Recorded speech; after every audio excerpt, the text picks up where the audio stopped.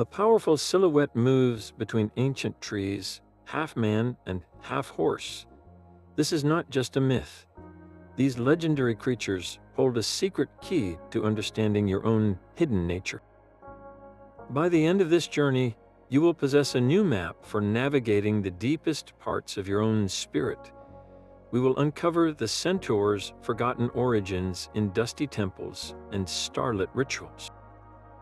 We will meet the immortal healer whose pain holds a shocking truth for us all.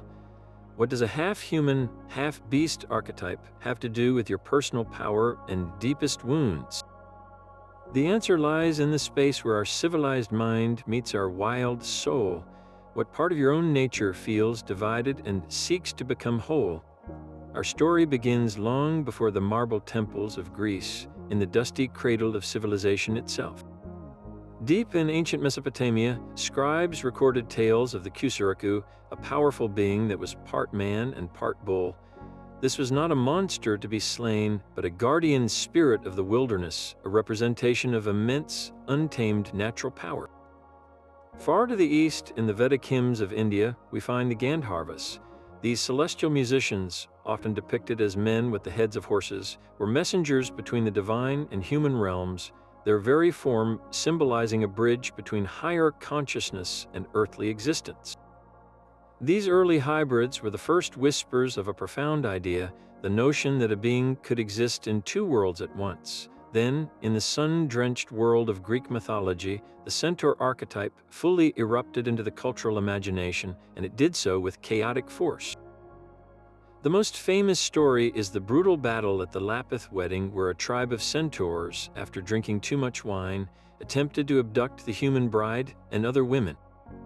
This violent clash was not just a story about drunken party crashers. It was a powerful allegory for the eternal conflict between civilized order and raw, untamed instinct.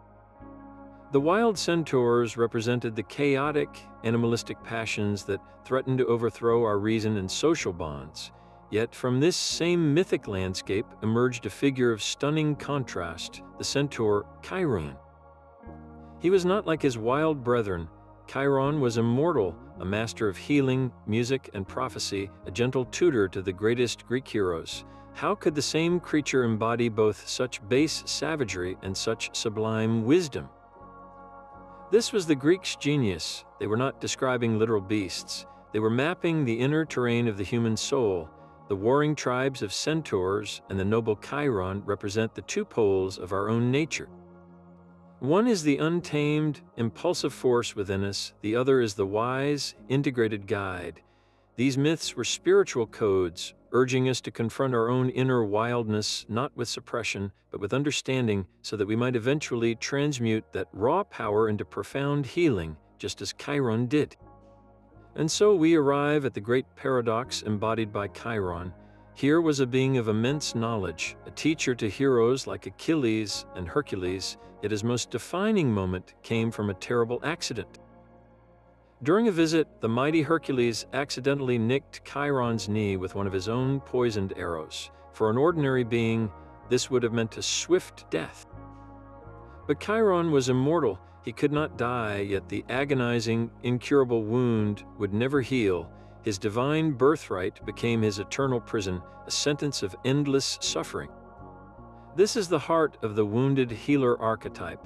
The very source of your deepest, most persistent pain can become the wellspring of your greatest strength. Chiron's wound was in his leg, the part of him that was horse, that connected him to the earth and to his animal nature. It was a wound of his very essence.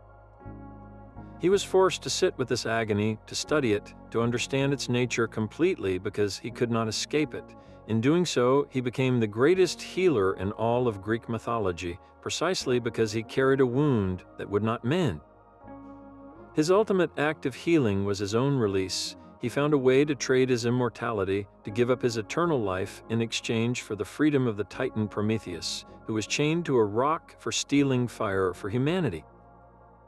In this profound sacrifice, Chiron's curse was finally broken. He could die, and in his death, he was placed among the stars as the constellation Centaurus.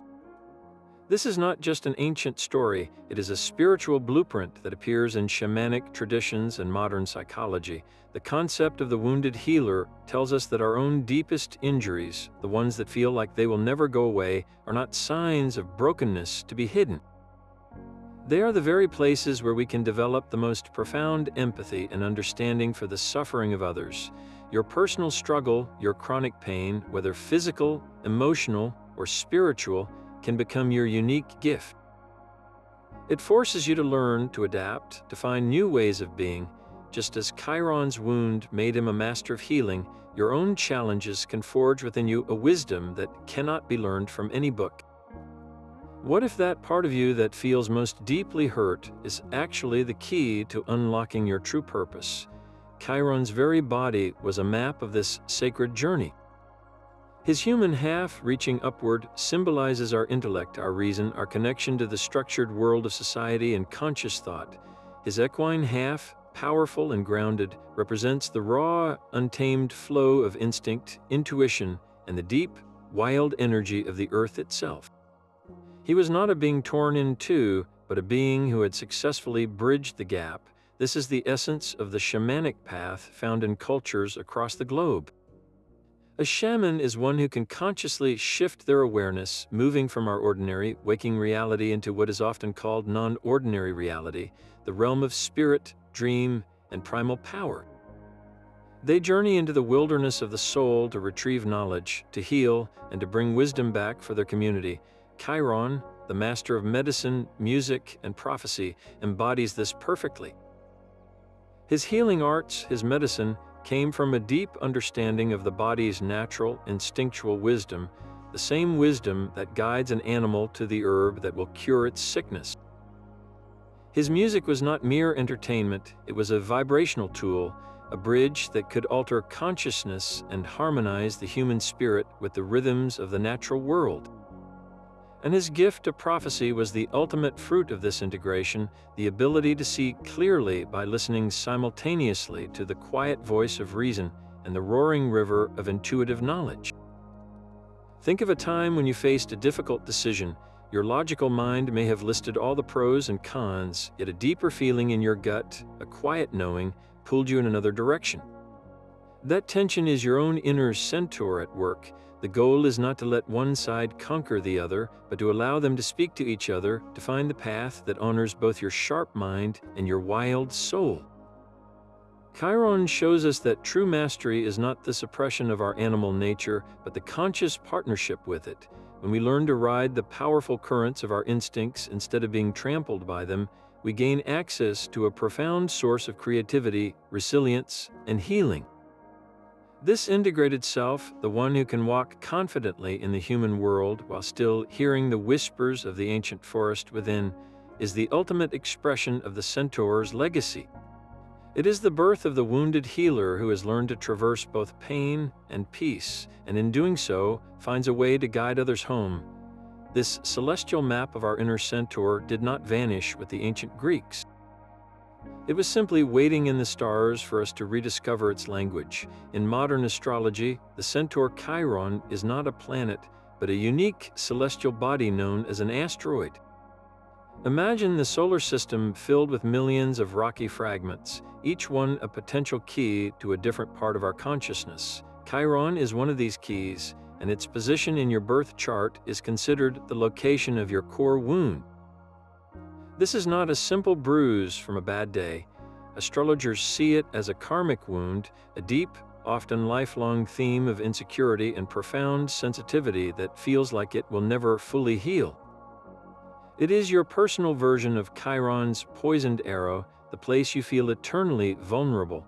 Yet, this is the precise location of your greatest potential for healing, both for yourself and for others. The pain you carry in this area of your life, once you have the courage to face it and understand its nature, becomes the source of your most authentic compassion and your unique ability to guide others through their own darkness. For example, if your Chiron is placed in the sign of Aries, your core wound likely revolves around the very concept of the self. You may struggle with asserting your identity, with taking initiative, or with a deep-seated fear that you are not allowed to be first in your own life. This could manifest as a pattern of being overlooked or as a terror of stepping into the spotlight. But by working consciously with this wound, by learning to courageously claim your space and your identity, you do not just heal yourself. You become a powerful mentor for others who are struggling to find their own voice and their own spark of courage. Your deepest insecurity becomes your signature strength.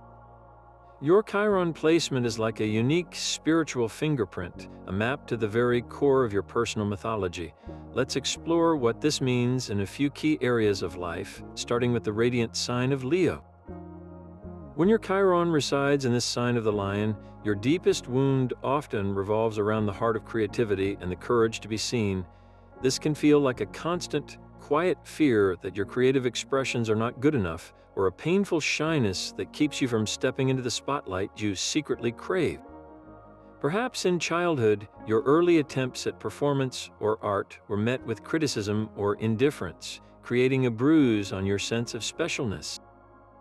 The wound whispers that you are not worthy of attention or applause, but the healing path for Chiron in Leo is breathtaking. It asks you to unmask that fear and to express yourself anyway, not for external validation, but for the pure, unadulterated joy of creation itself. By courageously sharing your unique light, even with a trembling hand, you transform that old wound into a profound capacity to help others find their own inner courage and creative spark. You become the mentor who gives others permission to shine. Now, let's journey into the deep, transformative waters of Scorpio. If Chiron is placed here, your core wound is intimately tied to power, trust, and the raw vulnerability of true intimacy. Early experiences may have taught you that power is something used against you, or that opening your heart fully leads to betrayal and profound loss. This can create a lifelong pattern of building intense emotional walls, of fearing surrender, and of wrestling with feelings of jealousy or a need to control situations as a form of self-protection. The wound is a deep suspicion of the hidden motives of others and a fear of your own intense emotional depths. The healing for Chiron in Scorpio is a powerful alchemical process. It involves learning to trust your own immense emotional strength, to slowly and safely dismantle those walls, and to understand that true power is not about control, but about the courage to be authentically vulnerable. By facing your own shadows with radical honesty, you gain an incredible ability to guide others through their own dark nights of the soul, helping them transform their deepest pain into their greatest source of personal power. Understanding your Chiron is not an exercise in fatalism. It is the crucial first step in the esoteric work of unmasking your own inner centaur. It is about looking directly at the part of you that feels eternally wounded and recognizing it not as a flaw, but as the sacred ground where your most profound transformation will take root. This is how you begin to consciously ride the powerful union of your human mind and your wild soul, turning your deepest ache into your most authentic gift. The centaur's journey through myth and star lore finds its ultimate expression in the secret laboratories of the alchemists. For these early seekers, alchemy was never truly about turning lead into gold. That was merely the outward symbol of an extraordinary inner process, a spiritual science dedicated to the radical transformation of the human soul, and at the heart of their art stood the centaur, a living emblem of their most sacred goal, the conjunctio oppositorum, the mystical marriage of opposites. This was not a simple blending, but a fiery fusion that created something entirely new, just as the centaur itself was a new form of being. The human half of the centaur was seen as the principle of sulfur. This is the fixed, masculine aspect of spirit, our conscious will, our individual identity, the part of us that says I am. It is the fire of intention and the structure of rational thought. The powerful horse body, in contrast, embodies the principle of Mercury. This is the volatile, feminine spirit, the flowing, untamed, unconscious mind, the deep well of dreams, instincts, and raw life force. It is the watery, ever-changing realm of intuition that resists all attempts to be caged by logic. In the unintegrated person, these two forces are at war. Our sulfur, our conscious will, tries to dominate and control the wild Mercury of our instincts, leading to inner conflict and a feeling of being torn in two.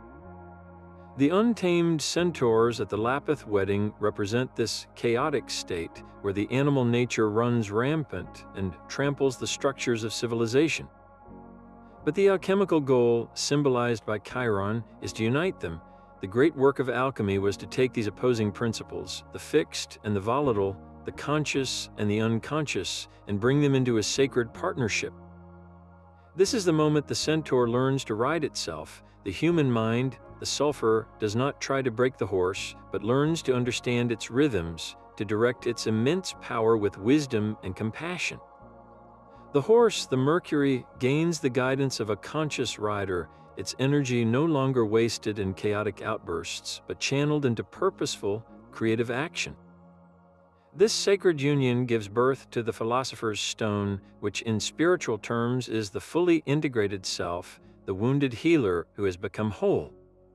Your own journey toward wholeness follows this same alchemical map. Where in your life does your rigid, logical mind clash with your flowing, emotional heart? Where does your conscious plan fight against a deeper, intuitive knowing? This friction is not a sign of failure. It is the prima materia, the raw material of your own great work.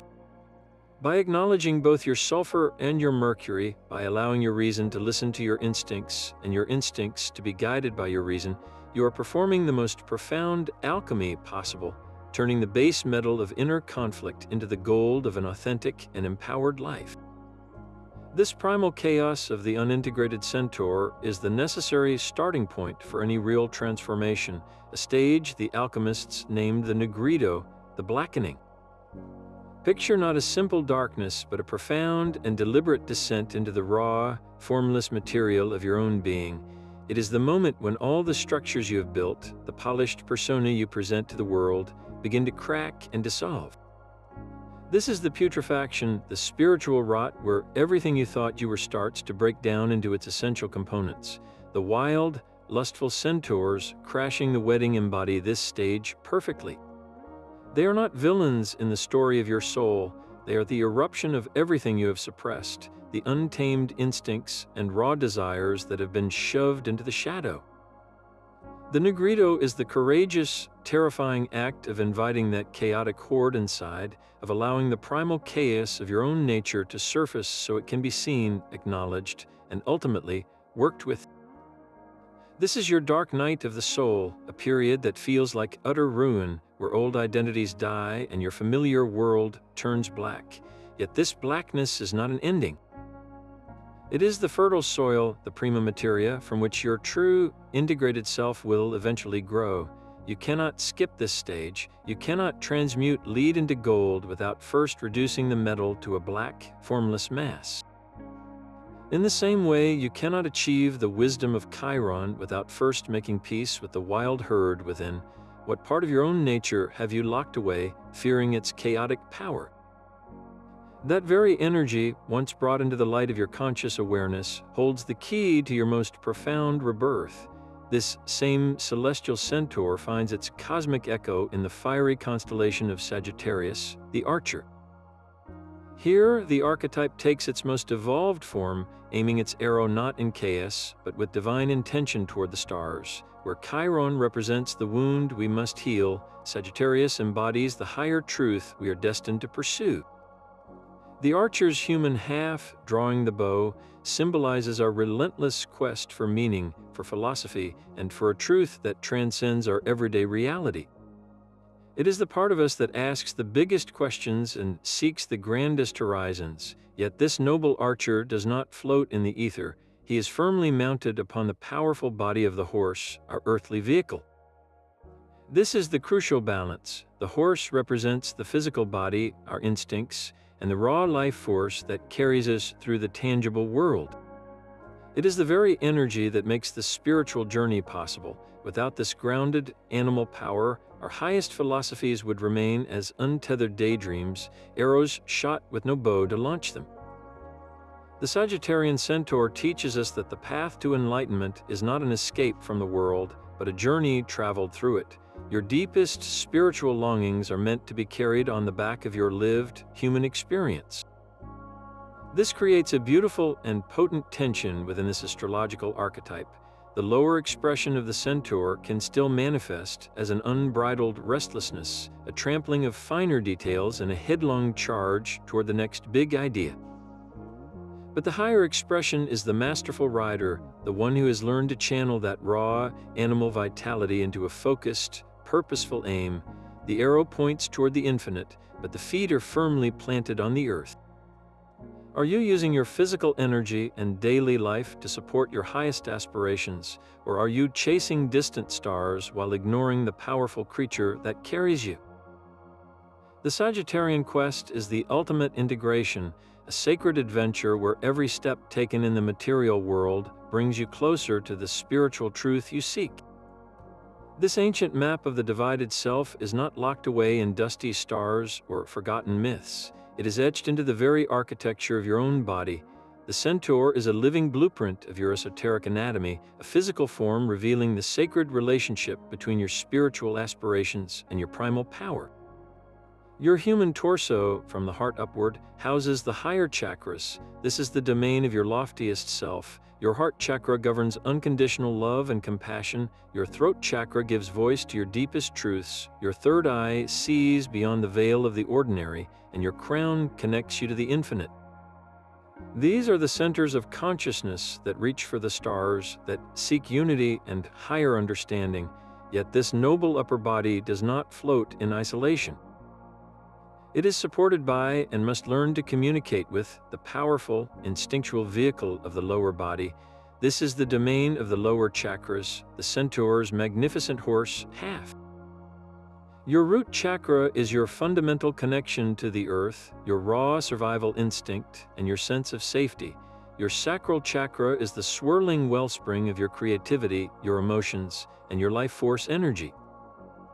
Your solar plexus is your core of personal power, your will, and your ability to take action in the world.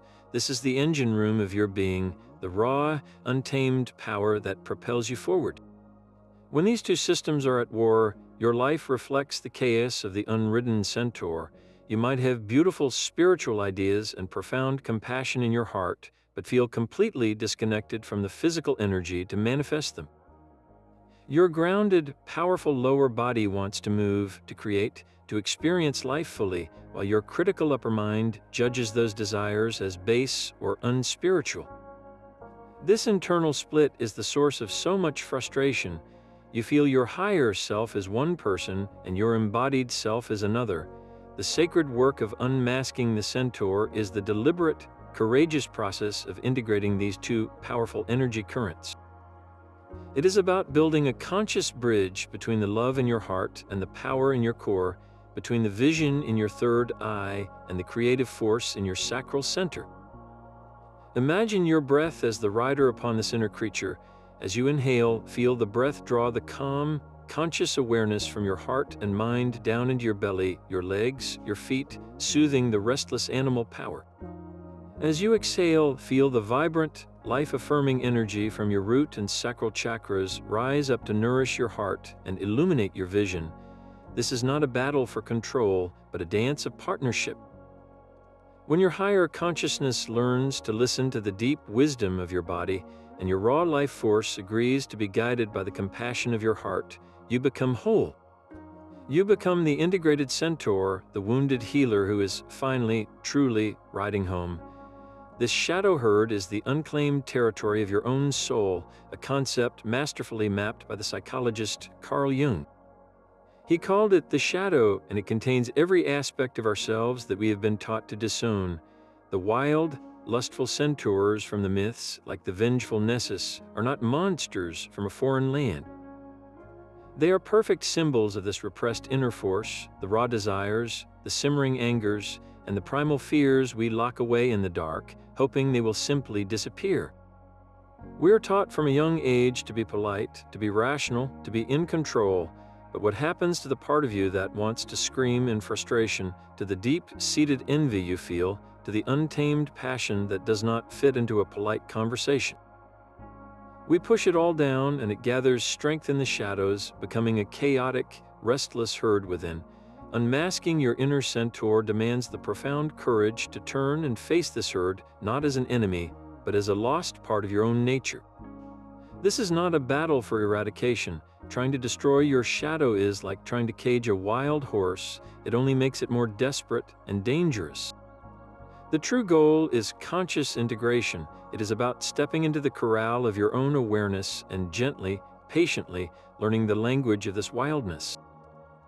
Think of a time you were overcome by a burst of irrational anger, a jealousy that shocked you, or a desire that felt forbidden. That was not a random flaw.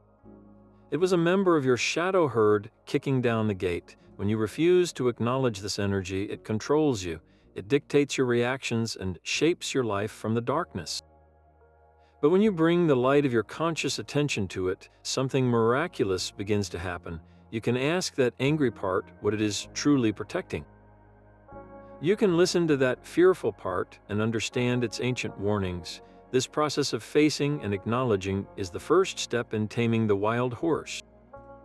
You are not breaking its spirit, you are building a relationship with its immense power. That raw anger, once integrated, becomes the fuel for righteous boundaries and passionate conviction.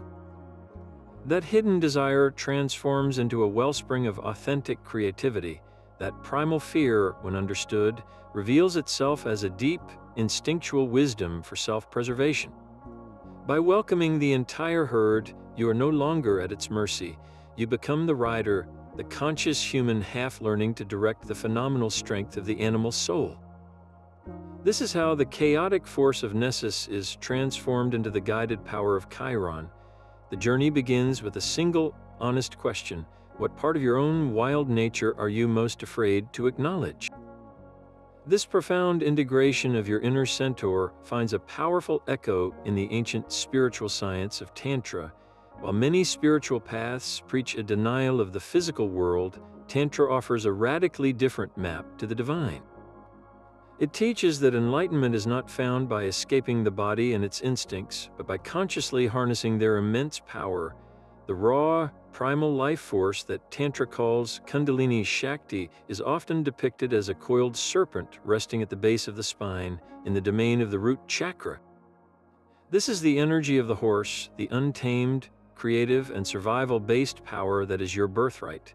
The goal of tantric practice is not to suppress this serpent, but to awaken it, to invite it to uncoil and rise. This sacred energy then begins its journey upward, moving through each of the energy centers, the chakras, that align with the human half of your being. As it ascends, it purifies and energizes each level of your consciousness. The raw power of survival from the root becomes the creative flow in the sacral. That creativity then fuels the confident will in the solar plexus. This empowered will opens the heart to unconditional love, gives truthful expression through the throat, illuminates inner vision at the third eye, and ultimately blossoms into cosmic unity at the crown. The centaur is the perfect living symbol for this entire alchemical process. Its powerful horse body is that grounded, Kundalini energy at the base. Its human torso is the ascending pathway of the chakras, the temple through which this raw power is transmuted. The conscious rider is the tantric practitioner, the one who has learned to sit in the saddle of their own being and guide this phenomenal force on its sacred climb. Think of a moment when you felt a surge of raw emotion, perhaps anger or passion. The unintegrated response is to either let it explode chaotically or to forcefully push it down, both of which leave you fractured. The tantric or centaur approach is different. You acknowledge the power of that surge, you feel its intensity in your body, and then, with the breath as your reins, you consciously draw that fiery energy upward. You transform the heat of anger into the steady flame of conviction. You alchemize the rush of passion into a focused, creative drive. This is how you use the power of the base to fuel the aspirations of the summit. Your deepest instincts are not the enemy of your spiritual growth. They are the very engine that can carry you all the way home. Your dreams are a nightly council where the centaur often appears. When this powerful hybrid emerges from the mists of your unconscious, it is never a random event. It is a direct message from the deepest part of your soul, a call to examine the sacred partnership between your thinking mind and your feeling body. In the practice of active imagination, a conscious dialogue with your inner world, encountering a centaur is a profound invitation. This is your psyche's way of showing you, in a single, potent image, the current state of your own inner integration.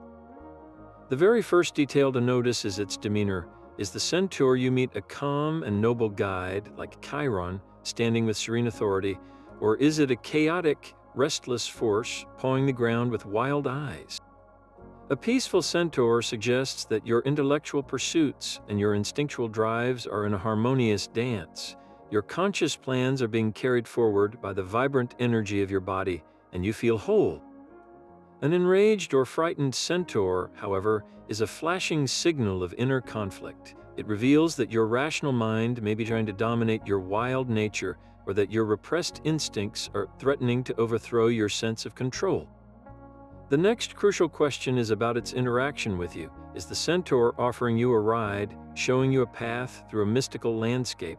This is a beautiful sign that your unconscious is ready to lead you toward a new level of understanding, that it trusts your conscious self to be the rider. Or is it turning away, or worse, charging toward you? An attacking centaur is not an enemy to be defeated. It is a part of your own power that feels cornered, ignored, or misunderstood, and it is demanding your attention.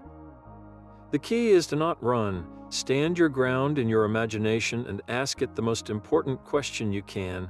What do you need from me? The answer may not come in words, but as a feeling, a memory, or a sudden insight. Perhaps it needs you to acknowledge a deep-seated anger you have been suppressing. Maybe it is asking you to spend more time in nature, to move your body, to honor your physical needs. It could be requesting that you give your restless mind a break and trust the wisdom of your gut feelings. This inner centaur is the bridge, and its condition tells you everything about the traffic between your two worlds. By engaging with it respectfully, you begin the delicate work of taming not through force, but through understanding. You are learning to listen to the language of your own wild soul, and in doing so, you start to heal the ancient divide.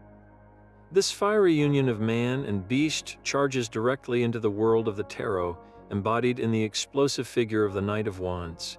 Here, the centaur archetype is not a myth from the past, but a dynamic force of pure potential you can hold in your hands. The Knight of Wands is the quintessential unbridled centaur energy, a card that screams motion and desire.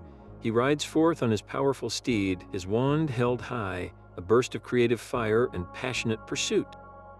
He is that sudden, brilliant idea that ignites your soul, the irresistible call to adventure, the raw, primal urge to create something new and chase a distant horizon. This knight represents the magnificent, untamed force of inspiration itself, the initial spark that sets everything in motion. Yet his great challenge is the same as that of the wild centaurs at the wedding feast. He is pure impulse, a lightning strike of enthusiasm that can burn out as quickly as it ignites. His energy is magnificent, but often lacks the discipline and patience for the long journey. He may start a dozen projects with fiery passion, only to abandon them when the next shiny vision appears on the horizon. He is the thrill of the chase, not the satisfaction of the finish. Unmasking this card in your own life is the sacred work of becoming its conscious rider, not its helpless passenger. It asks you to honor that incredible surge of creative life force, that wild horse power, while learning to take hold of the reins. When the Knight of Wands appears, he brings a crucial question. Are you allowing this passionate energy to control you, leading to a trail of half-finished dreams and burned-out excitement? Or are you, like the noble Chiron, learning to direct this phenomenal power with conscious will? The goal is not to extinguish his fire, but to channel it, to build a sustainable blaze from what might have been a fleeting flash. This is how you transform the chaotic charge of the herd into the focused, purposeful journey of the wounded healer, aiming your creative arrow with both heart and unwavering intent. That chaotic wedding feast is far more than an ancient scandal. It is a stark, unblinking portrait of what happens when the sacred balance shatters. The centaur's animal nature, once a source of profound power, erupts into a force of pure destruction. This is the shadow of the archetype, the untamed beast that resides within every one of us. The centaurs were not evil by nature, but they were intoxicated, overwhelmed by the raw wine of their own instincts. Their attempt to seize the bride and the other women was not an act of love, but of unbridled lust and possession. It was the primal urge, stripped of all reason, respect, or conscious will. This mythic battle, the Centauromachy, is a powerful allegory for the internal wars we all face. It represents the moment our own raw desires, our addictions, our simmering angers, break free from the fragile structures of our civilized mind and attempt to take control by force. Think of a time when a wave of rage made you say something you could never take back. Recall a compulsive behavior, a craving that overrode all your better judgment. That is your own inner Centauromachy. It is the shadow herd charging through the sacred spaces of your life, leaving wreckage in its wake. This unintegrated energy does not just cause personal chaos. It manifests as the abuse of power, where strength is used to dominate rather than to protect, where passion becomes a tool for control rather than an expression of love. The dark centaur is the part of us that believes might makes right, that our deepest urges are laws unto themselves. To ignore this shadow, to pretend we are only the noble Chiron, is a dangerous spiritual bypass. We must have the courage to look directly at this wildness within, to acknowledge its immense power without becoming its slave. The goal is not to execute the beast, but to hear its frantic cries, to understand the deep, unmet need that fuels its rampage. Only then can we begin the true work of taming, of building a partnership where our human consciousness learns to ride the storm instead of being trampled by it. Hercules stands as the ultimate symbol of this inner battle, a hero whose very name evokes superhuman strength. Yet his most profound challenges were not against foreign monsters, but against the chaotic forces within his own soul, forces he confronted directly in his encounters with the centaurs. Consider his fateful visit to the cave of the wise centaur Pholus. Hercules was a guest, and out of respect, Pholus opened a sacred jar of wine meant for all the centaurs. The moment the aroma filled the air, the wild herd descended, driven mad by the scent. What followed was not a noble duel, but a brutal, chaotic battle. Hercules, with his immense power, was forced to fight them off, a desperate struggle against a tide of his own primal instincts unleashed. This was no simple monster slaying. It was an initiatory trial, a dramatic representation of the spiritual seeker's first, violent clash with their own lower nature. The wine symbolizes the intoxicating power of our raw desires, and the ensuing battle is the messy, difficult work of establishing boundaries and learning to control that power before it controls you. But the most pivotal moment in Hercules' centaur initiation was also an accident, one that holds the deepest truth of all. In the chaos of another conflict, he accidentally let loose a poisoned arrow that struck his beloved mentor, Chiron. This was no enemy. This was the wise healer, the very embodiment of the integrated self Hercules was striving to become. The arrow, tipped with the Hydra's venom, represented the absolute toxicity of the unhealed shadow, a poison so potent that even the master of healing could not cure it.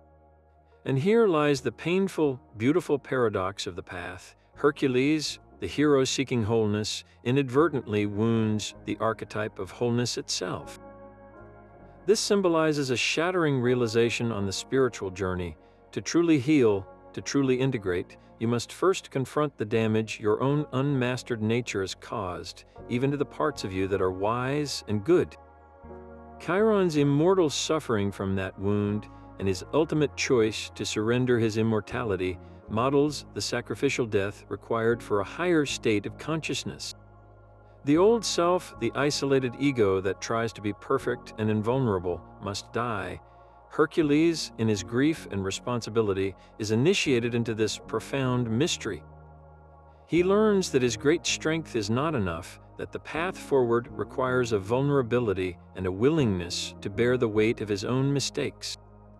His labor was not to kill the centaur, but to understand it, and in wounding the healer, he was forced to begin his own healing. Your own journey requires a similar courage. Where in your life have your own actions, perhaps unintentionally, caused a wound that now demands your compassionate attention? That very point of pain may be the sacred ground where your old self is ready to be released, making space for a more conscious and integrated you to finally take the reins.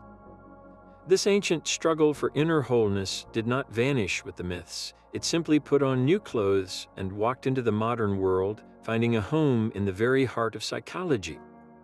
Carl Jung saw the centaur as a powerful symbol of the self, the ultimate goal of individuation where our conscious and unconscious minds finally make peace.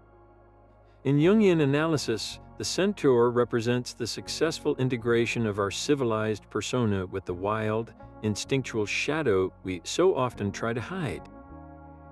It is the living image of a person who no longer fights their own nature, but has learned to ride it with purpose and grace. This archetype did not stay confined to the therapist's office. It galloped directly into our collective imagination through the stories we tell our children. In the enchanted land of Narnia, we meet a centaur like no other. Mr. Tumnus is not a raging beast, but a gentle, umbrella-carrying faun, a close cousin to the centaur archetype. He is a creature of the wild wood, yet he appreciates poetry and tea by a cozy fire. His entire being is a bridge between the untamed magic of Narnia and the more structured, human world from which Lucy arrives. He embodies the possibility of a harmonious relationship between our animal instincts and our cultivated humanity, a far cry from the chaotic wedding crashers of old. Then we have the centaurs of the Forbidden Forest in the Harry Potter series. These majestic beings are proud, aloof, and deeply connected to the art of celestial divination. They spend their nights reading the stars, interpreting the fates written in the cosmos. This is a brilliant modern twist on the archetype. Their human halves gaze upward, seeking knowledge and meaning in the heavens, while their powerful horse bodies remain rooted in the ancient, wild forest. They are the perfect synthesis of the sage and the savage, the intellectual and the intuitive. They refuse to be tamed or enlisted in the wars of wizards, not out of cowardice, but out of a profound understanding of their own place in the natural order. Their divination is not a parlor trick, it is a deep, instinctual knowing, a perfect example of the horse's raw power being channeled through the human capacity for foresight and wisdom. These modern centaurs are not mindless monsters, they are complex characters who show us the many facets of this enduring symbol. They remind us that the journey to unite our own two halves is not a relic of the past. It is a living, breathing process, playing out in our favorite books and films, and more importantly, in the quiet, daily choices we make to honor both our logical mind and our wild, intuitive heart. Close your eyes now if you feel comfortable doing so, and take one deep, slow breath. With each exhale, feel the noise of the outside world gently fade away. In your mind's eye, picture a path leading you into an ancient, sun-dappled grove. The air here is cool and carries the scent of damp earth and pine. Before you stands a great, moss-covered stone, and beside it, a quiet pool of water. This is your sacred space, a place between worlds where your inner truth can reveal itself. Now listen from the deep shadows between the trees. You hear the soft, steady sound of hooves on soft ground. A shape emerges into the clearing. This is your inner centaur. Do not force its appearance, simply allow the form to take shape before you. Notice everything. Is its coat dark or light? Does it move with the restless energy of a night's steed, or does it carry a quiet, knowing stillness, perhaps with a visible wound echoing Chiron's? Look into its eyes. What do you see there? Wildness, wisdom, sorrow, or peace? There is no right or wrong answer. This being is a mirror of your own soul's current state. Take a moment just to be with it, to acknowledge its presence. Now, from your heart, ask it the first question: what do you need from me? Listen not with your ears, but with your entire being. The answer may come as a word, a feeling, a flood of memory, or a simple knowing. It might ask for more time in nature, for permission to express a buried creativity, or for you to finally acknowledge a pain you have been carrying. Then ask a second question: what are you here to teach me? Perhaps it teaches you about the raw power you have been afraid to claim, or the deep, instinctual wisdom that lives in your body. It might show you that your greatest wound is also the source of your most profound compassion. Thank your centaur for its truth. Watch as it turns and melts back into the forest, knowing you can return to this grove and this conversation anytime you wish. Slowly, gently bring your awareness back to the room, carrying the feeling of this meeting with you. This simple ritual is a bridge. You have not just learned about an archetype, you have spoken with it. And in that conversation, you have taken the first, most vital step in your own sacred integration. This energetic split between your human and horse halves manifests physically as a blockage along your central channel, the sacred pathway of your spine. When the energy flowing between your lower and upper chakras becomes restricted, you are left feeling like a disconnected centaur, perpetually out of balance. One extreme is the person who is all human and no horse. They live almost entirely in their head, their energy trapped in the upper chakras. They can discuss profound philosophies and spiritual concepts with brilliant intellect, but their bodies feel like distant, uncooperative shells. They are ungrounded, often anxious, and struggle to turn their beautiful ideas into tangible reality. Their noble human head is severed from the powerful horse that could carry their visions into the world. The opposite extreme is the person who is all horse and no human. Their energy is stuck in the raw, reactive power of the lower chakras. They are driven by immediate instincts, primal emotions, and survival needs, with little capacity for reflection or long-term vision. A sudden anger can overtake them, a fear can paralyze them, or a desire can consume them entirely because the calming, guiding influence of the conscious human mind is not present to direct the immense power of the animal soul. They are all impulse with no rider to hold the reins. The goal is not to live in one state or the other, but to open the channels between them, allowing a constant, vital conversation. Your breath is the most powerful tool you possess for this sacred work, acting as both the rider and the reins. Begin by sitting comfortably and placing a hand on your lower belly, the domain of your horse. As you inhale slowly, visualize your breath drawing a cool, calming light of conscious awareness down from your heart and mind, all the way down your spine to your root chakra.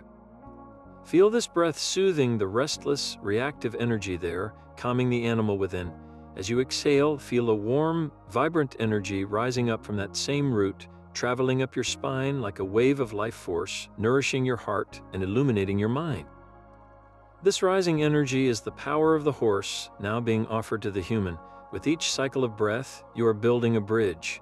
You are teaching your upper body to listen to the deep wisdom of your lower body, and you are teaching your lower body to trust the compassionate guidance of your upper body. This conscious flow of energy along your entire spine is the literal, felt experience of uniting the man and the horse into a single, harmonious, and powerfully whole being. The bow is more than a weapon, it is a sacred geometry of the soul. To launch an arrow, the bow must be bent, creating a powerful tension between its two ends. This is the essential friction between your human consciousness and your animal instinct, the very opposition that, when held with purpose, provides the force for your spiritual journey. Without this tension, the arrow remains in the quiver, a dormant potential. The centaur archer understands this necessity. He does not seek to eliminate the pull between his rational mind and his wild heart, but to use it to draw it back with steady breath and unwavering focus.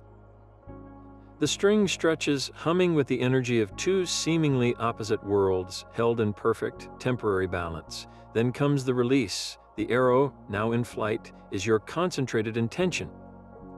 It is the clear question you ask of the universe, the specific truth you are seeking, the single act of compassion you commit to with all your being.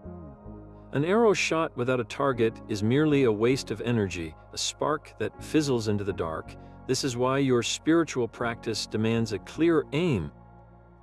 What is the specific quality you wish to cultivate within yourself? Is it patience, courage, or unconditional love? That is your target. Where do you wish to direct your healing energy?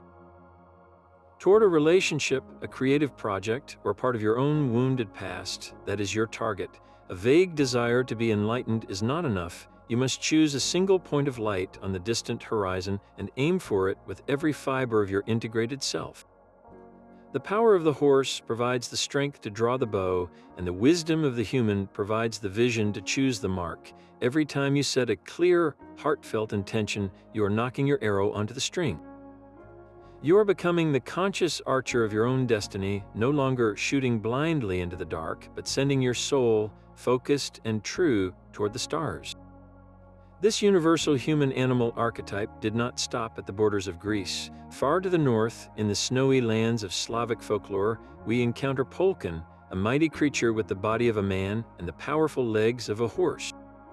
Polkan was a being of immense speed and strength, a fierce warrior who could shift between a centaur-like form and a fully human one, embodying the very idea of fluid movement between the civilized and the wild. Further east, in the rich tapestry of Hindu tradition, the synthesis takes a divine form. Hayagriva, whose name means horse-necked, is a revered deity, an avatar of Vishnu himself. He is depicted with a human body and the head of a brilliant white horse, a symbol of wisdom and knowledge, who is believed to have restored the sacred Vedas to the world. This horse-headed god is not a monster of chaos, but a savior of cosmic order and learning. Even the medieval imagination, with its strange and symbolic bestiaries, held a place for this hybrid form. They wrote of the centaur, a melancholy creature that was half man, half donkey. Described as caught between its rational human nature and its base animal appetites, the centaur was a poignant symbol of internal conflict, a stark reminder of the struggle for integration. From the divine Hayagriva to the conflicted centaur, this theme of human-animal synthesis emerges again and again across cultures and centuries. This is not a case of one civilization borrowing stories from another. It is the emergence of a universal archetype, a deep, shared symbol rising from the collective human psyche. It points to a fundamental, spiritual truth about our condition, a truth so essential that every culture, in its own way, had to give it a form and a name. We are, and have always been, creatures of two natures. Our spiritual task, echoed in myths from around the globe, is to build a conscious and sacred bridge between them. This integrated centaur, the one who rides its own wild power, is the ultimate spiritual warrior.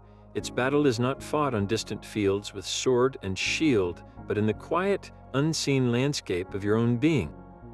This warrior's true enemies are internal, the illusions that whisper you are not enough, the self-imposed limitations that keep your life small, and the constant, seductive pull of the lower self, that untamed herd demanding immediate gratification. The warrior centaur understands that these forces cannot be defeated by brute force alone. To charge at your own fear with anger is to become the chaotic herd.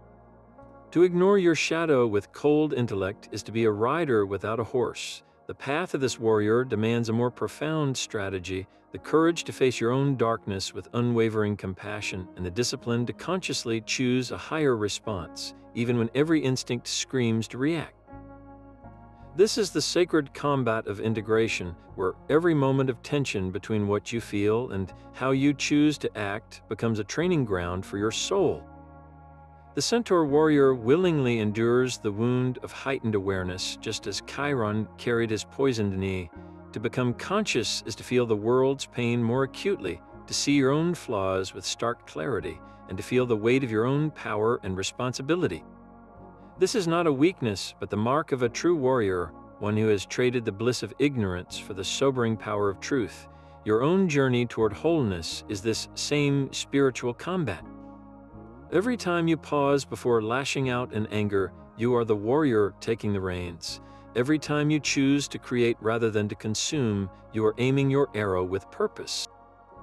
Every time you sit with a difficult emotion instead of numbing it, you are tending to your sacred wound.